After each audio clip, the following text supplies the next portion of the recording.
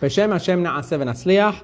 Welcome everyone to our weekly Parsha Shiur with the Perush of the Zera Shimshon, with the commentary of the Zera Shimshon. May the zechut of this Shiur be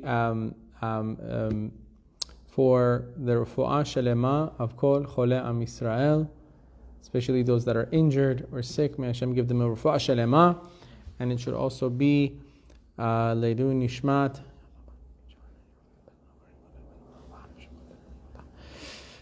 And also, obviously, Leilu Nishmat the Zera Shimshon himself, Harav Shimshon Chaim ben Nachman Michael. May his zechut be a Melitz Yosher for all of Am Yisrael. We are going to do Derush Zayin, the seventh ot of the Zera Shimshon on the Parsha. And here we go.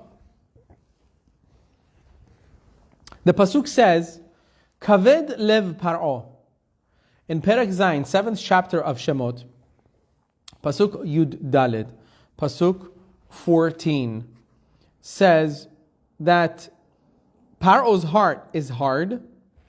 Paro's heart is hard.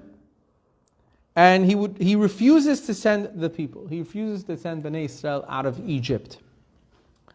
And it also says in Perek Yud, chapter 10, Pasuk Aleph, the first Pasuk, it says the same thing.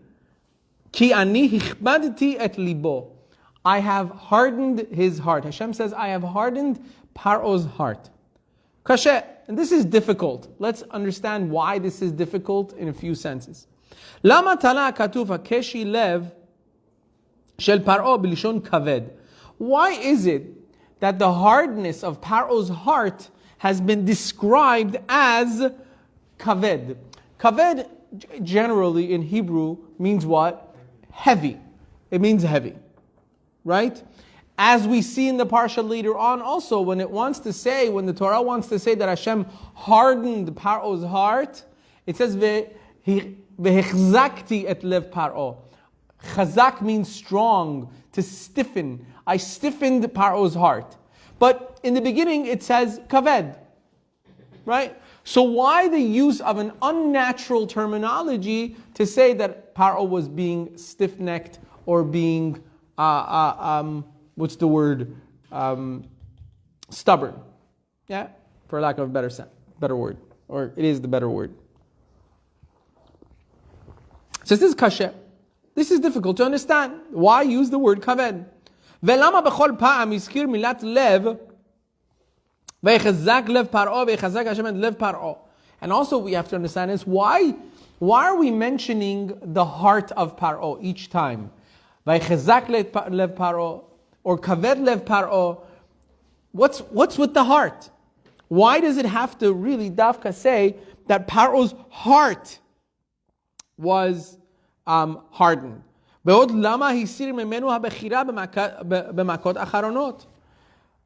did Hashem presumably take away Paro's free will towards the end of the Makot? And he says, it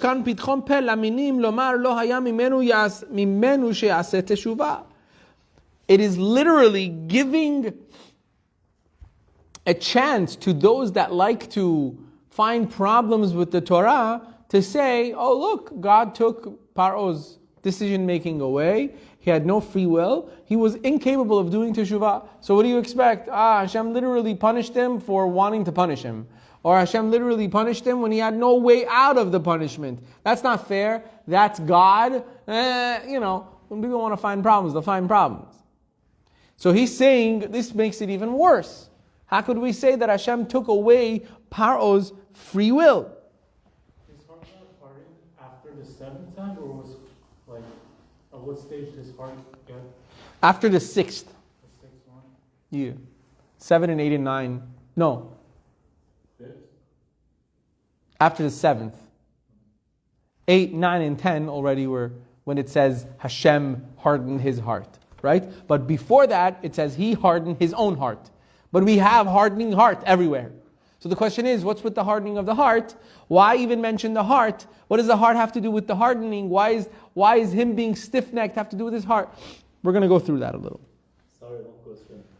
one of those first 7 times that says he hardened his own heart. One time it uses it like a, how do you say it? It says his heart got hardened.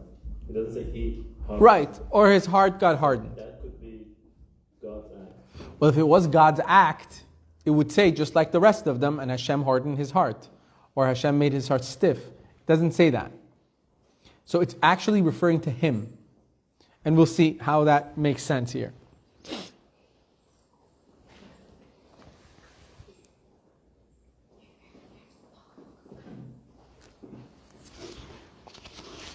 Beyesh lomar. So now an intro into how we could answer this question. This is going to go a little bit into like halachic works, and then we're going to come back out of halacha and we're going to discuss the philosophy behind hardening Paro's heart. It's actually extremely interesting. He says like this. For those of you that just came right now, small little recap is that we're discussing why we're in the Torah during the Makot, during the plagues.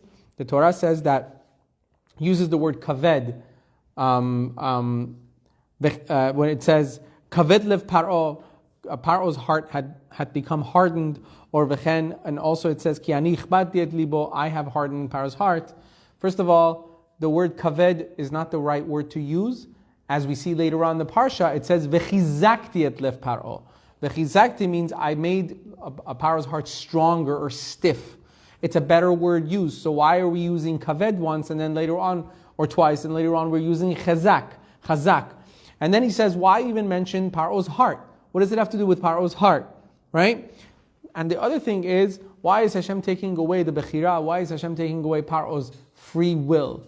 It's as if to say, people are going to complain later on and say, hey, Hashem punished Paro, but he shouldn't have punished Paro because he took away his free will, which is a question that we've asked many, many times. We have so many different answers to. Okay. So he says, Shakadosh Baruch Hu, madad lo midah keneged midah. Hashem really, as we discussed so many other classes that we've had, Hashem works midah keneged midah, measure for measure. So Hashem was paying Paro back measure for measure, midah keneged midah. How so? And this is a huge chidush. It's a very novel idea that the Zera Shimshon uses, because many other authorities discuss the fact that God taking away Paro's free will and how it was not actually a problem at that time for different reasons. One of which is that really Hashem hardening Paro's heart was in order to give him free will. It was the opposite. How so? Because there was so much pressure with the makot, with the plagues. There was so much pressure on Paro to actually let the Jews go that he wasn't really using his free will anymore. Because Egypt was going to be no more. So he had no choice really. He had no will. He was going to let the Jews go because of all the pressure. So Hashem hardened his heart to give him free choice, balancing it for him. Meaning he making him a little bit more stubborn so that he doesn't bend because of the plagues. He'll actually make his own decision. That's one of the answers. Another answer is that we could say is that not if when we're saying that God took away Paro's free will, it would only be a philosophical problem if it wasn't in a situation that it was used as a punishment. Which means, when Hashem hardened Paro's heart, taking away his free will, that was his punishment. That was his punishment.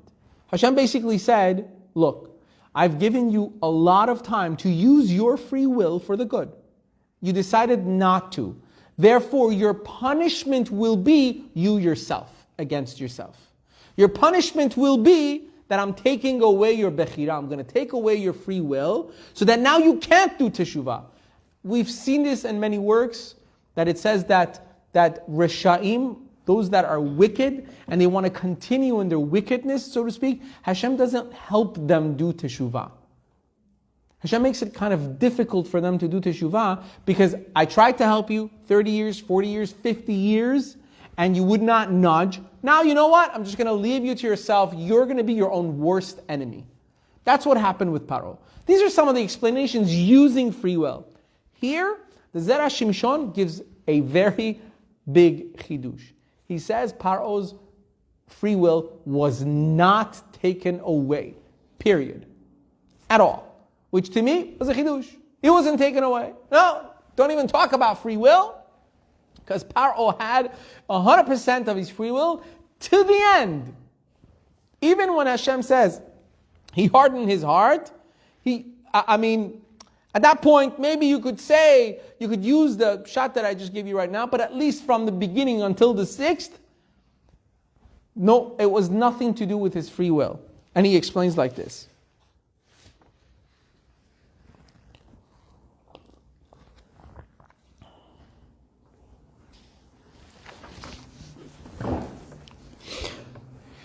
Now we're going to go to the halachic part of it. So listen. Shekatav Peri Chadash v'zeh leshono. This is the words of the Pri Chadash. The Pri Chadash is a halachic work on Yorei De'ah, on the Shulchan Aruch.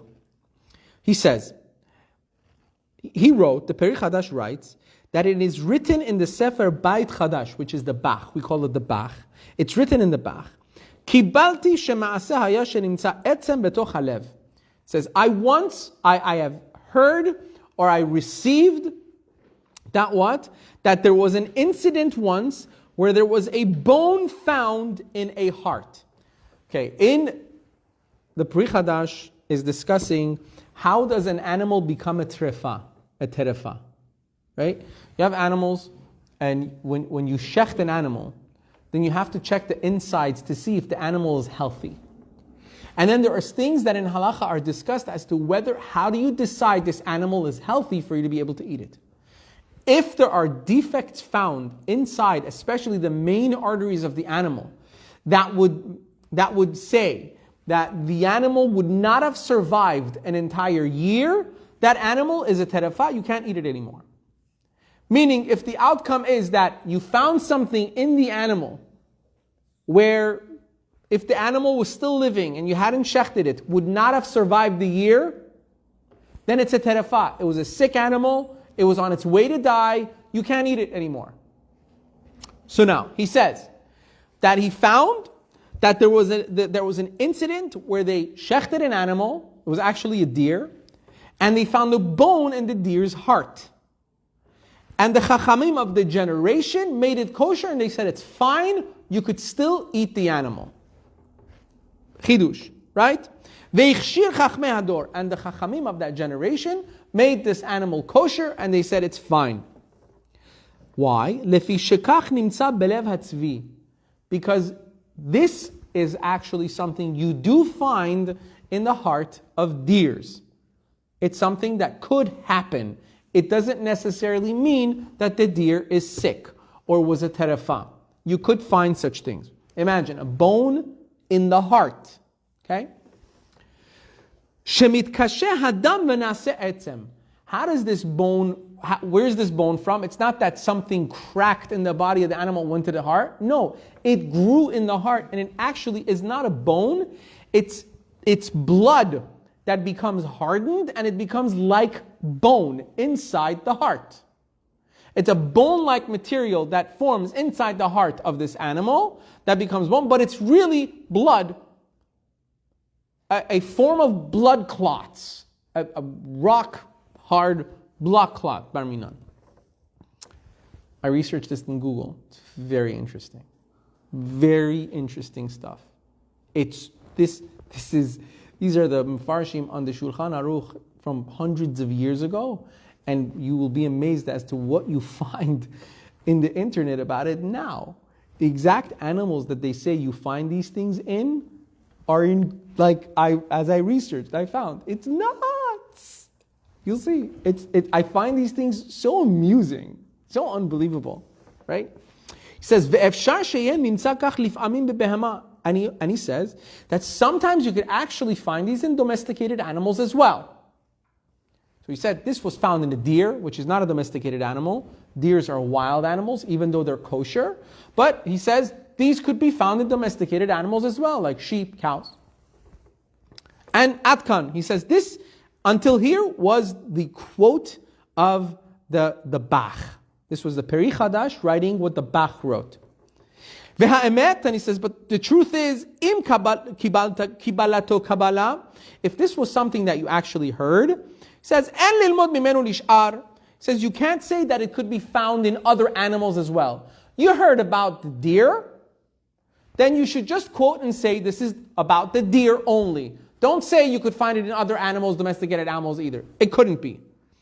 Because if that's what you heard, then that's the only thing that could be true. There's a davka betzivi, because it's only the tzivi. Aval matzati besefer shara shamayim shekatav v'zeh leshono. It says, however, I found in the sefer called Shara Shamayim, and this is what he says. V'chol mineh haba'alei chayim en lahem etzem belibotam. All species of animals have no bone in their hearts.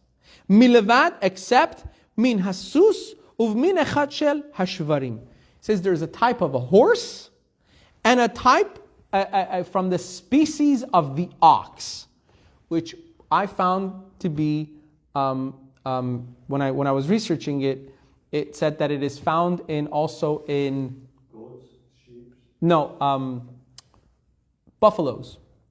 That's why he says min hashvarim. He says it is found in large oxen, in the family of large oxen, which is buffaloes. This bone is found.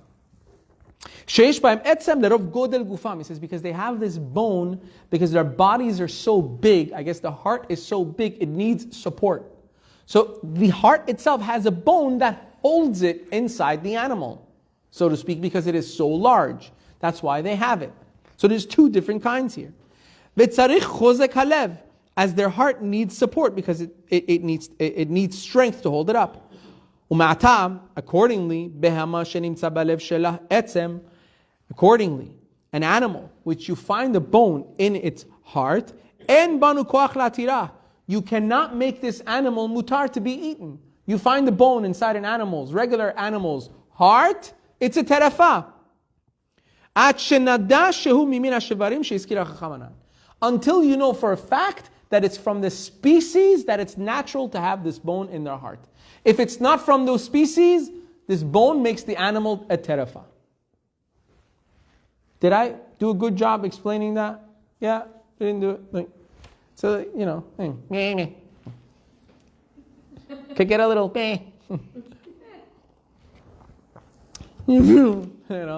for me as well sometimes. Sometimes it gets a little, it's amazing. I like to do these things because I feel the more Jewish young people know complicated halakha in the Torah is, I feel it's the better. Because this way we can understand and appreciate how much it takes to ordain halakha, to actually pass judgment on halachic matters. It's not just like, you're allowed to do this, you're not allowed to do that. Why did the rabbis make this? The rabbis, I love it when I hear that. Rabbis sat down in a circle and they made a decision. You know what? Make this asur and make that mutar. Have a wonderful day, everybody. Have an easy vacation. We'll see you next time. That's not how these things ever went down. It's very difficult. There's so much depth. The Chachamim knew so much, as you can see. They knew the innards of animals like Google. They had their own Googles in their minds, right? So he says, Ad kan leshono, and until here, this was the quote of the Pri Chadash. This was the halachic thing of the Pri Chadash. So now Zer Shimshon comes back. It's so nice, so good as always. Val pi ze yesh lomar, and according to this, we could say, shemeikara nitkasha damo al Yisrael kol kach bekas. In the beginning, when it says that Paro's heart had become heavy, kaved, right? It says in the beginning, Paro's heart had become hard with what? His blood was literally boiling from the stress and from the hatred and the sin'ah of the Jewish people because they wanted to leave. He was, as we say in Persian, dashte hers mikhord. His blood was literally boiling and he was just agitated.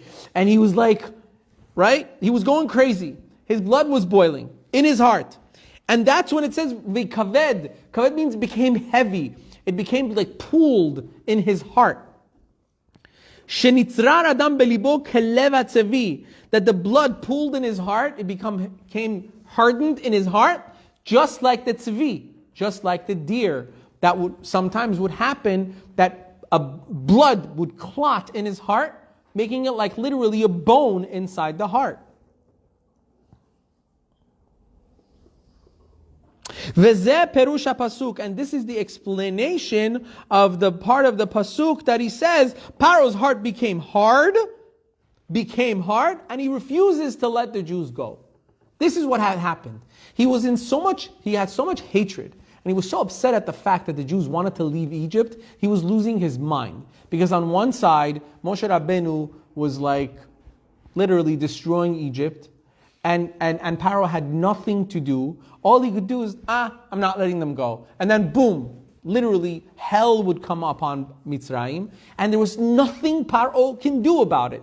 This was driving, he was literally having massive heart attack after heart attack. This is exactly actually what the Zera Shimshon is saying, that HaKadosh Baruch Hu hardened his heart. He was gaining, he was getting blood clots in his heart. I'm telling you, this might sound funny, but you'll see how he proves it. It's beautiful. Listen. And this is what it says, Kaved lev Paro. Paro's heart is hard.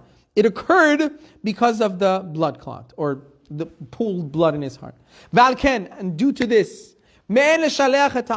he wouldn't send the people because he was so agitated, he was so upset, he couldn't even think straight anymore, and he wouldn't let the Jews go. And when HaKadosh Baruch Hu saw that he was acting this way, that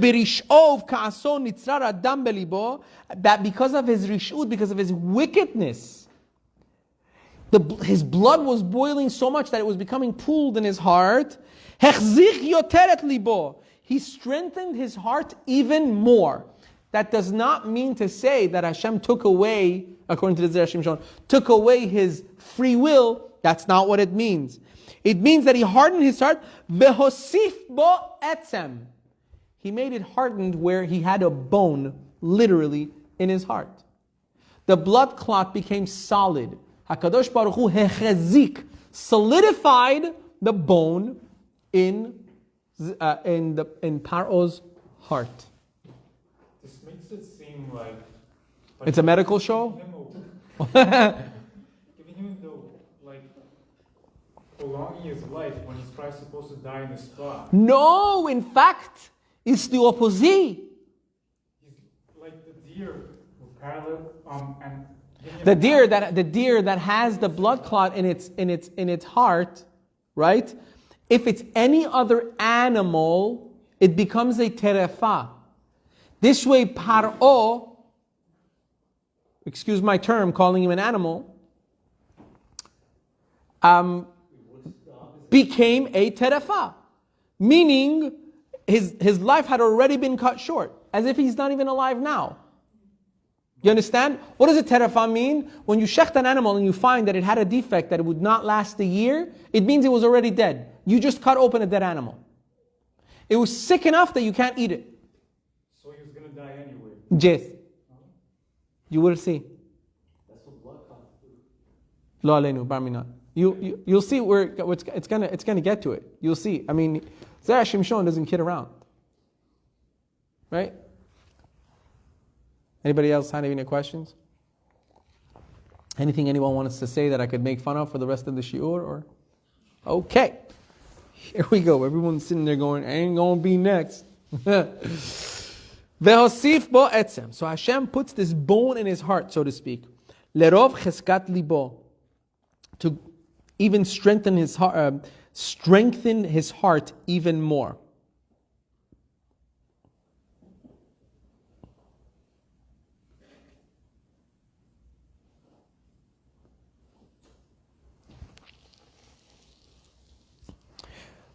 Therefore, now we already have answered a couple of the questions that we have. Why did it call it kaved? It's not really Hashem taking away his free will. Now, V'zeh shamar hakatuv כי בפעם הזאת אני שולח את כל מגפותיי אל ליבך. Again, you see in the pasuk, it says that this time, this was by the Makkah of Barad, the Makkah of hail. Moshe Rabbeinu says on behalf of HaKadosh Baruch Hu to Paro, this time I will send my plague, all of my plagues into your heart. Et kol magefotai el libecha. Again, why are we talking about the heart again? You know, why doesn't Moshe Rabbeinu come to Paro and say on behalf of Hashem, this time because you didn't listen, I'm going to send the worst type of plague in your land, in your people. Why does it say, Et kol magefotai el libecha? I'm sending you all my plagues in your heart. Heart attack. That's literally, this is how I see it. This is what was happening. What does it mean? And Rashi says over there, Rashi says, what does it mean when Moshe Rabbeinu said, I will send all my plagues in your heart? Lamadnu shemakat bechorot shekula keneged kol hamakot. Rashi says over there that we learn from here that the makkah of bechorot, the firstborns that died, was equivalent, it was as tough as all of the makot put together. Why? Because it was death. Other makot were not instant death.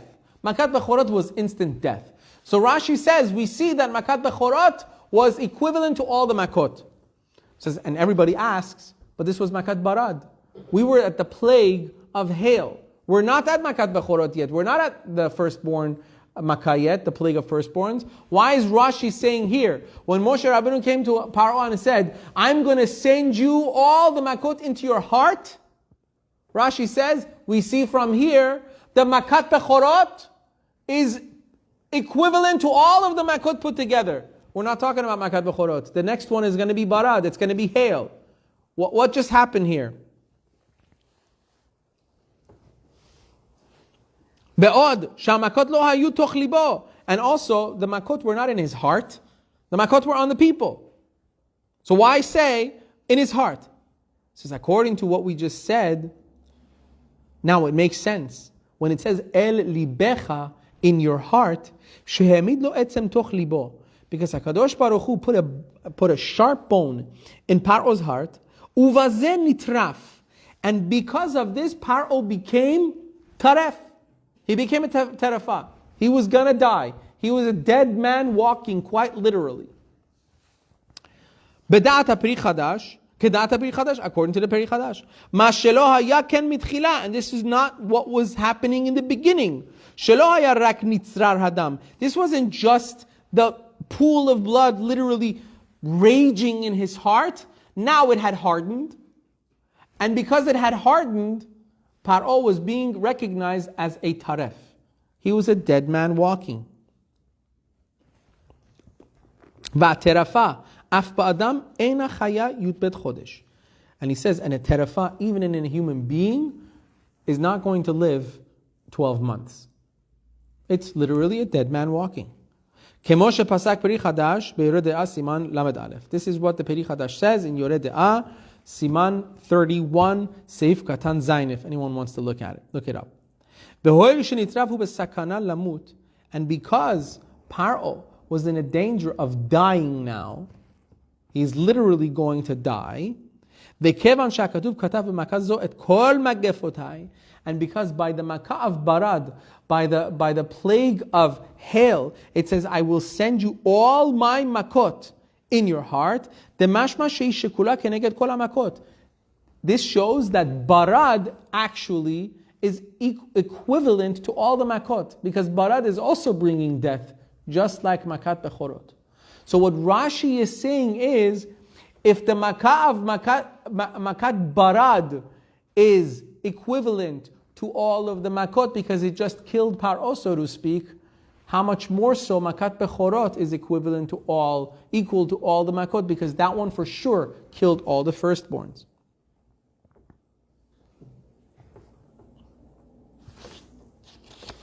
Vezeh, and this is the meaning, vayachbet libo hu va'avadav vayechazak lev Paro. Later on it says, and he made his heart stubborn, Paro made his heart stubborn. He, and then it says, he and his servants.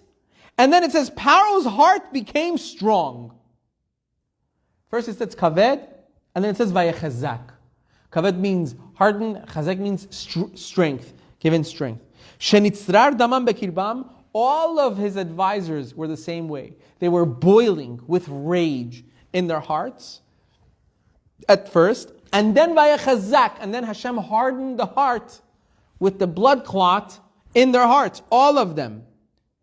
Vechen, and also you see when it says Ki ani ichpated libo vet lev avadav, it says Hashem said to Moshe Rabbeinu, I have hardened his heart and the heart of his servants. They were all in the same boat, which means his servants were also terefot. Servants were also dead men walking. You'll see, I'm getting to the climax. Wait. Leman shiti ototai ele bekirbo. That's why it says, in order for me to place, so that I shall place these signs of mine within him, bekirbo, within him. Zera Shimshon says this means literally. Why does it say bekirbo? It should say bekirbam, within them. I want to show my signs, my miracles, my makot. I want to show my greatness within them. It says no, I want to give my makot bekirbo, within him. The Zera Shimshon says it's talking literally within his innards, in his body. He was basically putting all the stress of Egypt inside their bodies. That's how stress can kill a person. This is exactly what the Zera Shimshon is saying was happening physically to Paro's body and his servants. Ve'odati shaper, he says now it sounds even better now. Shachar shamar asher ithalalti b'Mitzrayim, because after Hashem says that I have amused myself with Egypt, asher ithalalti b'Mitzrayim, I've amused myself with Egypt. Dainu makot. This refers to the plagues. Hashem was saying, I've amused myself with the plagues on Egypt. Then it returns and he says, Ve'amar vet ototai asher samti bam. And all my signs that I put within them.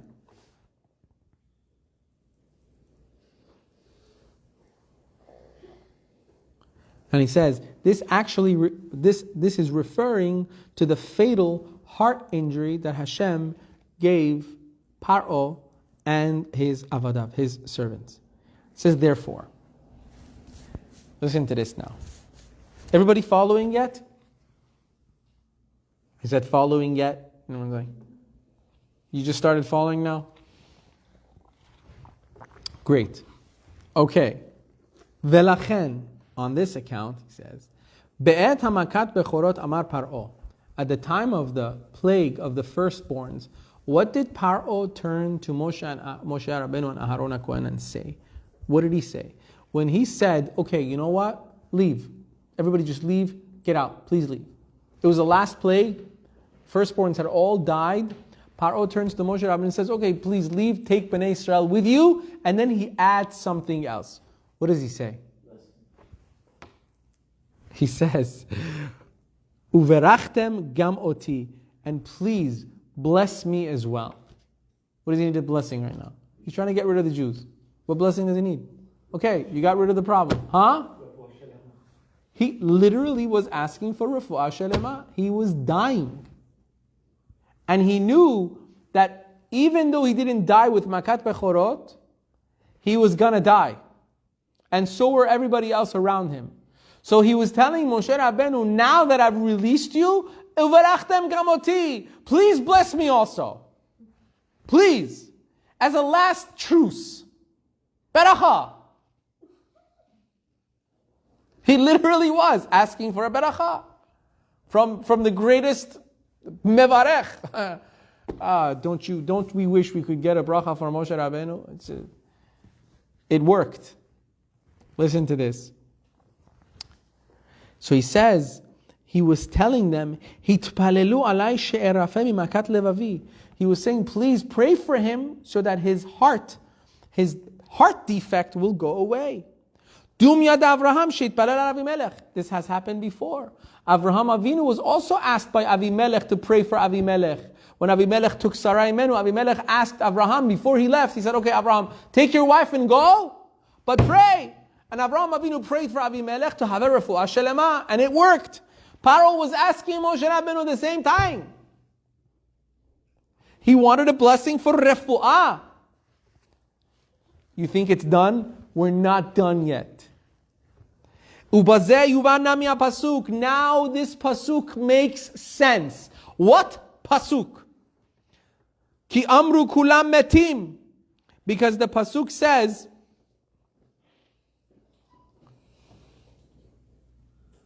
for they said, Ki amaru kulam metim. They said, we're all dying. These were all the people around Paro. The Egyptians said, we're all dying. They weren't firstborns. What are you afraid of? Hashem said the firstborns. So far, all of the plagues have been exact and direct. Hashem said, take your animals inside, they won't die. Those that were inside all survived. Those that were outside all died. Hashem said, only so-and-so people will die, so-and-so people. Only this is going to happen, that happened.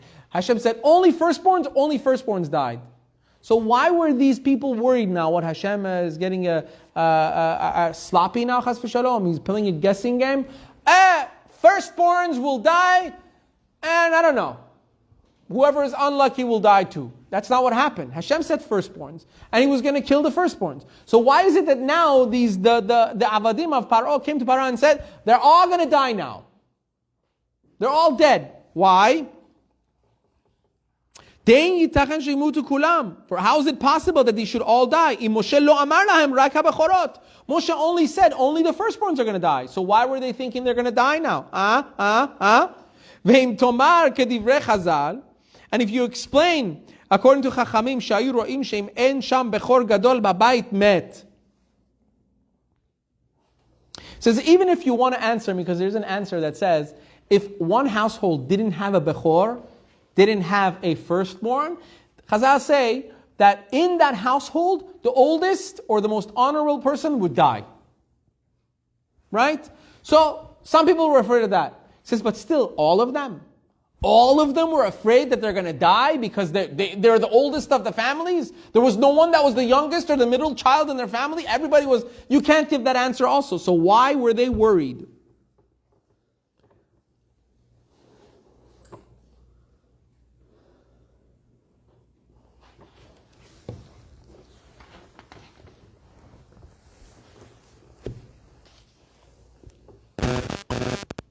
So it says, Ela vadai, rather it must be, Shamitzrim hayu yodim shehem terefim. The Mitzrim knew that they are all terefim, they're all going to die. Right? Velo yuchlu lichyot, and they could not live any longer.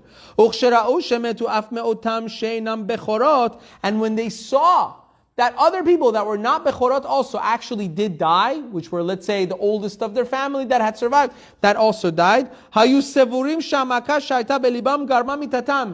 knew for a fact, they held, that you know what killed them? It's their heartache. Their hearts were hurting. They knew something was wrong. They knew they had already sected. Is that a word? They literally had heart attacks, and they felt, oh, that's it. You know, it was from the pains in their chest. They're all dying. They're next because they all had the pain, chest pain. Okay. That's why they all said they're about to all die. Now, ready for the cherry on top, everybody? Y'all ready for the cherry on top? Listen to this. This is years later, Yeshaya Navi. We're skipping forward from Moshe Rabbeinu in Mitzrayim all the way to Yeshaya Navi. He says, Yeshaya Navi says, Olevav Mitzrayim yimas bekirbo. He says, and the heart of the Egypt shall melt within it. That's what Yeshaya says. Kedel la'asoto terefa. And this was what? In order to make them terefa. The heart was literally melting. V'nagaf Hashem et Mitzrayim nagof verafo. Hashem gave a magefa to the Mitzrayim. What did He do? Verafo. And He healed them. The nigafam, for Hashem initially struck the Egyptians in their hearts. V'achar kach betzed Yisrael miMitzrayim. After the Jews left Mitzrayim, ripam. He healed them. That's why Yeshayahu says clearly, when the Jews left Egypt, Hashem healed the Egyptians. Healed from what? They weren't sick. There wasn't like a virus going around. They were either Bechor, they would die. They were not Bechor, they wouldn't die. There's nothing like that. So what was it for them to have refuah from? It was this. Because Paro asked Moshe Rabbeinu to bless them, they had a refuah from their terefah status.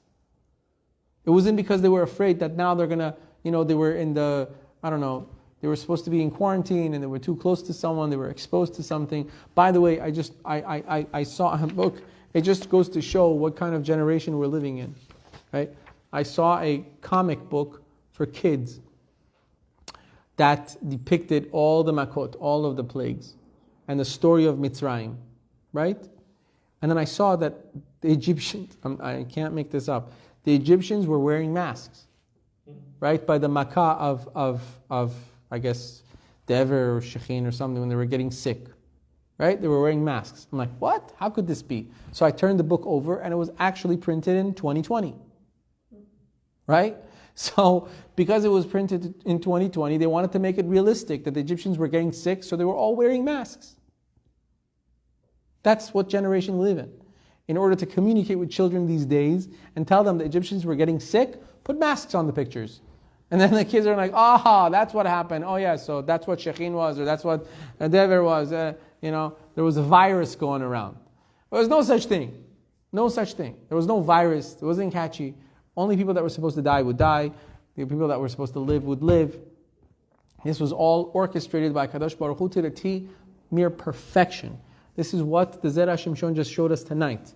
That the Paro's free will was not taken away. In fact, it was a physical ailment that Hashem put in their hearts. Just like a taref animal. They had a hardening inside their heart, like a blood clot, that was causing them to die. And they knew they were going to die. Until the last minute, they asked Moshe Rabbeinu for a blessing. Now don't ask me why Moshe Rabbeinu decided to give them the refuah shalema. Maybe because they did a shtickle, teshuvah. Even though afterwards they followed the Jews again. But we know a lot of people that do teshuvah like ourselves. We do teshuvah, we go back to it. Baruch Adonai le'olam. Amen ve'amen.